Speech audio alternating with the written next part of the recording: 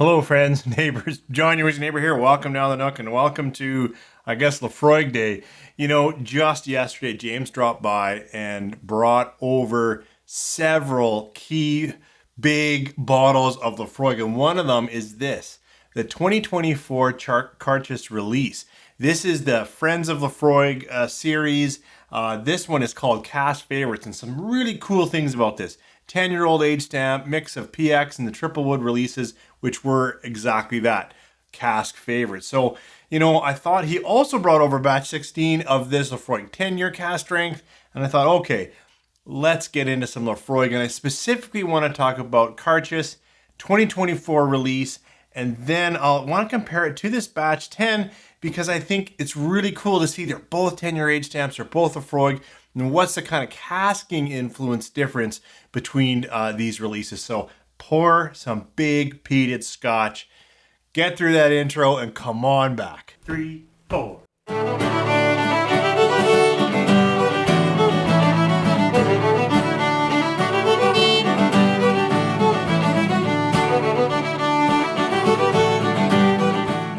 Thanks for coming back, and hope you have some big scotch in your glass. You know, this is the kind of scotch that you got to warm up for. That's why the quarter cask is out here. I had a little nip of that to try to warm up my palate before I got going.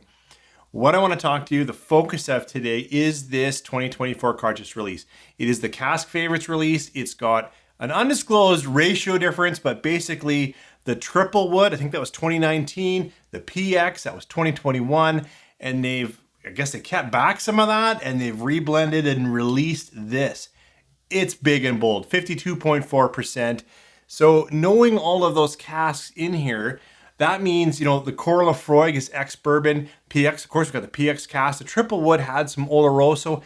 And I believe the Càirdeas series has some quarter cask in it. Some of that, you know, smaller cask, lots of wood influence. So there's a lot going on in here. As I said, I think it's 52.4. Sorry, it's 52.4%.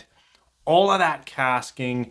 And of course, it's Laphroaig. Now, Laphroaig, if you, for some reason, are new to Scotch, I'll let you know, like, this is peated Scotch. It's from Islay. That means, you know, they've started opening up their malted barley. The barley malts, sorry. So we got those sugars starting to come out. And you stop the malting and you dry it over something. And on the island, it was very common to stop that, drying it over a peat fire. And that peat fire smoke really just, that flavor gets into that malted barley. So when you mash distill, it stays in the spirit. So Laphroaig is big and peaty. It's from Islay. It's a Scotch, it's Scotland. And they say very clearly it's natural. No, it's non-chill filter. They don't say it's natural color, but you can see a significant difference between the Cask Strength 10 and this one that's got several different sherries, PX and Oloroso. That's a lot of talking, and I'm so excited to get in here. I don't know if I said in the opener or in the little mini clip, but I did actually warm up my palate with a quarter cask just so I wouldn't be blown away by a 52.4% peated Scotch. First thoughts on Càirdeas 2024. While the nose actually speaks into its sherry influence. It's dark, it's thick fruit, it's light espresso, some chocolates.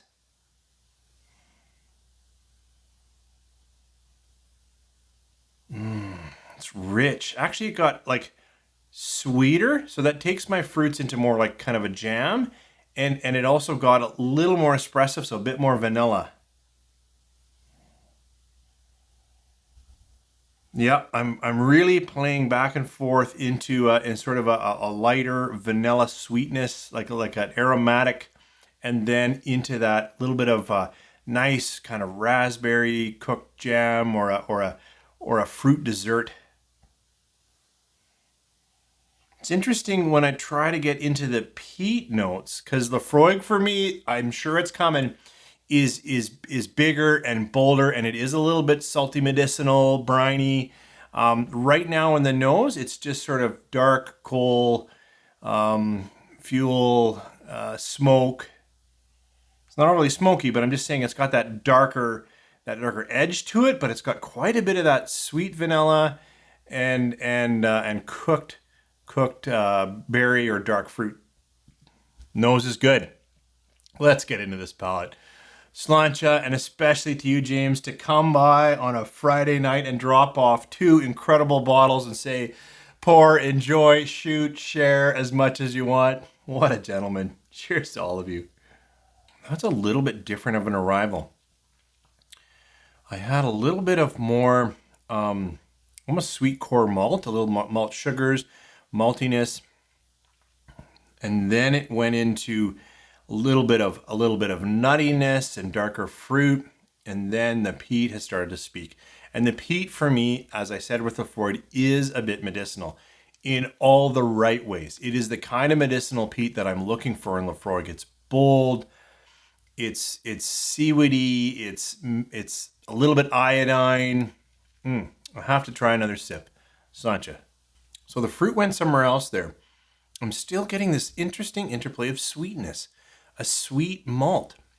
So I have sweet malt, and now it went to a dark Bing cherry, a fruity cherry, instead of where I was cooked fruits, old fruits, leathered fruits. Now it went into that. I'm chasing a spice that both James said, the box says that I'm going to get a lot of ginger. I am getting some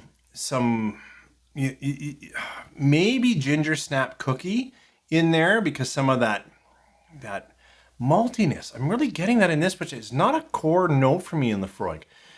I'm even getting a little bit of orange rind. Maybe if I'm thinking ginger, it's a candied ginger because of that sweetness with a little bit of orange back. And the nuts are more like a walnut. That means they are a little bitter, a little darker, not like a high sweet almond, but a little darker nut. And then that interplay in fruit. This deserves yet another sip. Hope you are staying with me. The last sip brought a little more oak, a little more char, like a little more of those farther back notes for me, which is actually a lot how whiskey evolves for me if I'm sipping it through an evening. It starts a little sweeter and then brings out like what are the other cask notes. And now the darker, as I talk cask, it's also unsweetened cocoa dark chocolate type as well, just riding along in the back end. This is a great Càirdeas release. I poured it with you right now. I nosed and sipped it with you right now.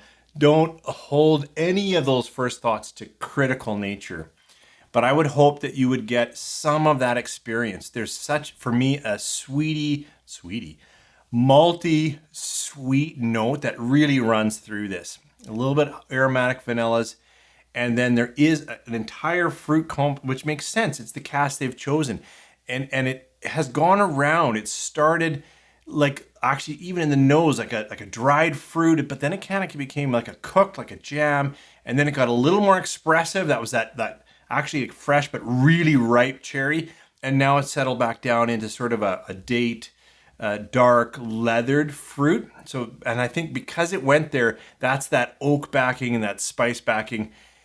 And if I'm getting ginger, it's on that edge between a ginger cookie and a candied ginger. It doesn't express it right away for me. I kind of had to chase it. And with it came a note that I haven't seen or heard about, which is a little bit of that candied orange peel as well. What a ride. Thank you again, James. Thanks for joining me with that. Oh, and don't go anywhere because I'm about to compare it to the Laphroaig 10.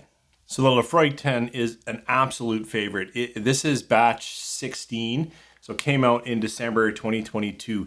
And, this is Laphroaig, but big and beefy. It's 58 and something percent. It's ex-bourbon. I believe it's only ex-bourbon. That's my impression, and I don't know what else to say. What's nice is it carries an age stamp, so we are comparing Laphroaig at 10 years old, which is a nice comparison.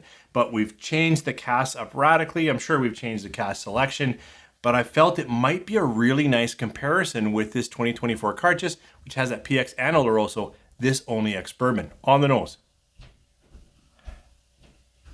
So much, actually, more like classic Laphroaig over here in the sense of, now I've got, a little sweetness, a little orchard fruit, a little sweet malt, but peat comes up even on the nose, a little, all of that stuff that I've been saying before. It's a little bit fuel, a little bit coal, a little bit iodine.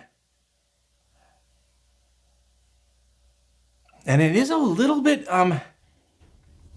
almost more coarse spice. I better get into the palate. Sláinte. That's core Laphroaig. It is just that balance for me. If you're not in a peated Scotch, this will be very powerful peat because it does edge on that coal / medicinal iodine note. It's got all that peat, but a sweet malty core that I genuinely like. This time, instead of like I said, kind of orange here, I've got a little bit of lemon and a little bit of like almost honey sweetness kicking around. But it is classic Laphroaig. In fact, if I was just talking about this, I would have compared it against something like the quarter cask, which for me adds more, lively oak, but it doesn't have the strength of the 58, which just carries through all kinds of other flavors. Another quick sip, Sláinte. Sweet malt, strong, powerful peat. There is a bit of nuttiness flavors in this as well, but because of the sweetness, it hasn't been interacted with these sherry casks. Instead of almost a bitter nut, like bitter walnut over here, this is a sweeter almond. So I've got sweeter nut oils. It's actually coating more almost in the mouth. It's almost chewy than compared to this Càirdeas. And it's classic, like I want to warm up at a fire. It's raining all day. The wind is blowing. I'm just cold. I can't get warm. This is the kind of dram that will absolutely warm you right through to your toes. I genuinely enjoy Laphroaig 10 because when I'm going for this kind of peat, this hits it. Today, I'm enjoying this Càirdeas more. It's just today, I just poured these. I haven't had batch 16 of the 10-year-old, so it's actually first sips and first thoughts. But in this case, this was well done for me. This interaction of those extra PX and Oloroso casks have really balanced the peat well and taken it into a more rich, dark, brooding expression, which I can get behind. These are great scotches. I don't know if they're available in your market. I haven't seen a lot of chatter on this Càirdeas. James was saying it may not be available around the world yet, so that's exciting. But I wanted to get on here and share my thoughts of this, and I think a great comparison. This, the Laphroaig 10 Cask Strength, if you love Cask Strength but heavily peated Scotch, should always be on the shelf. Thanks for joining me. What are your thoughts on either of these or Laphroaig in general? Have a good day.